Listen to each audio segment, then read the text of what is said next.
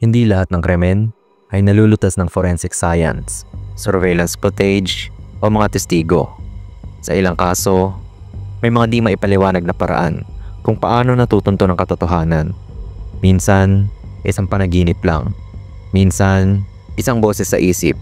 At minsan, isang pangitain mula sa isang taong hindi naman pulis, investigador o eksperto, kundi sa isang tinatawag nilang psychic.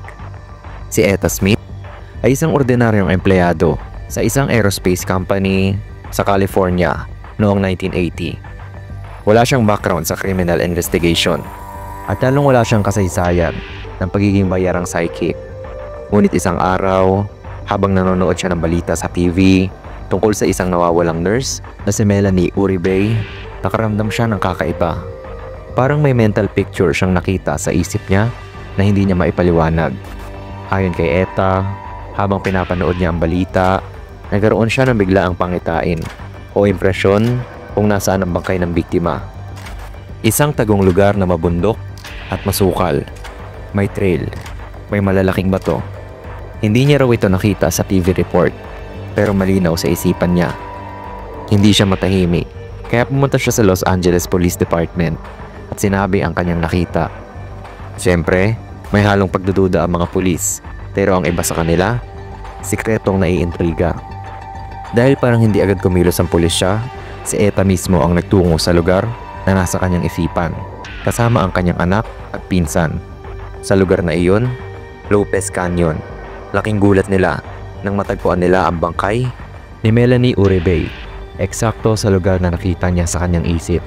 Nakasuot pa ito ng nurse uniform, bugbog at inabandona. Dahil sa kakaibang pangyayari, si Etta ay naging suspect. Ang pulisya ay nagduda. Paano mo malalaman ang eksaktong lokasyon ng bangkay kung wala kang kinalaman? Na-detain si Etta ng ilang araw habang iniimbestigahan, pero kalaunan ay napatunayan na wala siyang kaugnayan sa krimen at pinalaya siya. Kalaunan, natukoy ang totoong mga sospek, 3 kabataang lalaki na nambogbog at pumatay kay Melanie para sa pera at mga gamit niya. Isa sa kanila ang umamin at sinabi kung saan nila itinapon ang katawan, sa eksaktong lugar na sinabi ni Etta.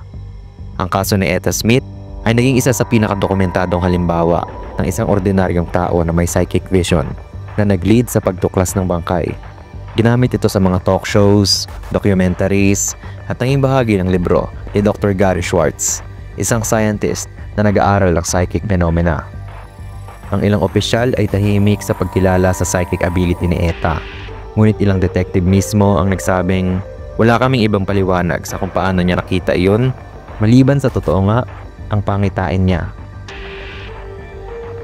Si Noreen Rainier ay isa sa pinakakilala at kontrobersyal na psychic na talagang kinonsulta ng ilang law enforcement agency sa United States. Hindi tulad ni Etta Smith na isang beses lang na-involved. Si Noreen ay madalas na tinatawag ng pulisya upang tumulong sa mga kaso, lalo na sa mga nawawala at hindi malutas na mga pagpatay. Mayroon siyang higit 600 kaso na hinawakan at naging bahagi siya ng mga seminar ng FBI sa Quantico noong 1980s, kung saan nagbibigay siya ng lecture tungkol sa paggamit ng psychic impressions sa investigasyon. Isa sa pinaka-remarkable na kaso ni Noreen ay ang pagkawala ng isang lalaking nagngangalang John F. Hahn, isang 72 anyos na negosyante mula sa Knoxville, Tennessee.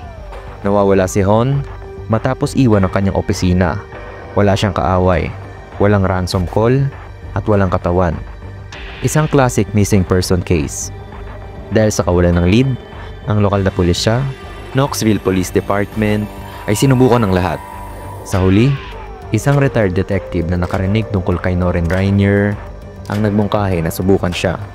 Dinala nila kay Noreen ang ilang personal na gamit ni Mr. Hahn at hinayaang mag-psychometric reading siya, isang psychic technique kung saan hinahawakan ang bagay ng biktima upang makuha ang energy impression nito.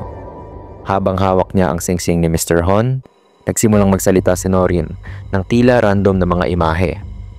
Isang airport runway, isang bakal na tower, isang drainage ditch, isang lalaking nasasakal malapit sa tubig. May isang mabatong lugar, parang may tulay, at siya ay patay na. Makalipas ang ilang linggo, natagpuan ang katawan ni Mr. Hon sa drainage ditch na katabi ng isang airport access road sa ilalim ng isang maliit na tulay. Siya ay sinakal at tinapon sa tubig. Eksakto ito sa mga pira-pirasong pangitain na nabanggit ni Noreen. Ayon sa police reports, ang primary suspect ay isang dating empleyado na may utang kay Mr. Hon. Nahuli ito makalipas ang ilang buwan.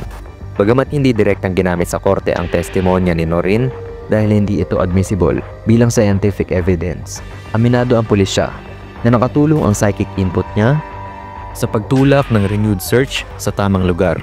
Si Noreen Rainier ay unang psychic na naimbitahan sa FBI headquarters para mag-lecture. Gumawa siya ng libro na pinamagatang A Mind for Murder na isinama sa ilang kursong investigatory psychology. Marami siyang supporters sa law enforcement pero marami ring hindi naniniwala. Gayunpaman, may ilang detectives at retired officers na nagpatunay na nakatulong siya, lalo na sa pagtukoy ng search areas. Hindi ito kinikilala ng mainstream science at hindi admissible sa korte ang psychic reading. Pero sa ilang kaso, ang mga pahiwatig mula sa psychic ay nagkaroon ng striking similarities sa aktual na lugar ng krimen. Kaya sa mga pamilya ng biktima, kahit walang paliwanag, sapat na raw ito para ituring na isang tulong.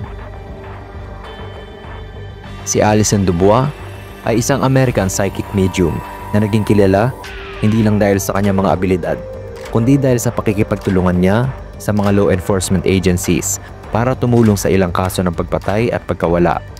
Kilala rin siya bilang inspirasyon ng TV series na Medium na umere mula 2005 hanggang 2011 na batay sa kanyang buhay at mga karanasan.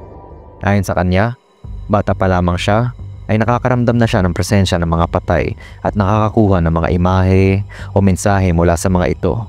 Habang lumalaki, natutunan niyang gamitin at i-develop ang kanyang kakayahan. Nang tumuntong siya sa Arizona State University para sa kursong political science, nakilala niya ang profesor at parapsychologist na si Dr. Gary Schwartz na nagpatunay sa kanyang abilidad sa ilang scientific settings. Dahil dito, na-refer siya sa ilang local police department sa Arizona para tumulong sa mga investigasyon sa totoong buhay. Isa sa mga pinakakilalang kasong sangkot si Alison ay ang pagkawala ni Dina Rayleigh McCluskey, isang 36 years old na babae mula sa Stockton, California, na iniulat na nawawala noong 1999. Huling nakita si Dina na sumakay sa pulang sasakyan ng kanyang dating kasintahan. Ngunit sa kabila nito, hindi agad siya naging sentro ng investigasyon. Bagamat siya ang huling nakasama ng biktima, may ilang dahilan kung bakit hindi agad napagtuunan ng pansin si Elkins. Walang physical na ebidensya sa simula, walang katawan, at walang senyales ng panlalaban. Malapit sa biktima, kaya't hindi agad tinuring na banta, lalo na't tila wala naman silang kasaysayan ng pisikal na pang-aabuso o restraining order. Maayos ang alibay niya sa unang panayam. May ilang inconsistencies, ngunit hindi sapat upang arestuhin siya. Nagtulungan ng pamilya ni Elkins at McCluskey sa paghahanap. Pinakita ni Elkins na interesado siya sa pagtulong noong simula, kaya lalo siyang hindi pinaghinalaan. Dahil dito, ang investigasyon ay nagtagal ng walang matibay na lead. At dito na pumasok si Alison Dubois.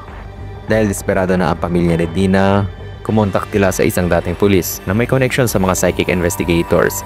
At dito, pinakilala si Alison. Sa kabila ng agam-agam ng ilan, nagdesisyon ng pamilya na subukan ng tulong ni Alison. Bilang huling paraan, sa kanyang rating, sinabi ni Alison na nakita niya si Dina sa isang desyertong lugar na may tuyong damo at matarik na bahagi ng kalsada. Sumakay daw ito sa pulang sasakyan, tila may pagtitiwala sa driver. Nararamdaman niyang may masamang intensyon ng lalaki at si Dina ay nawalan ng malay o kontrol. May connection daw ito sa dating mahal, isang lalaking may pinagsamahan si Dina. May lugar daw na may mataas na vegetation, tila may dalistis o liblib na bahagi. Simula ay tila pangkaraniwan ng mga pahayag.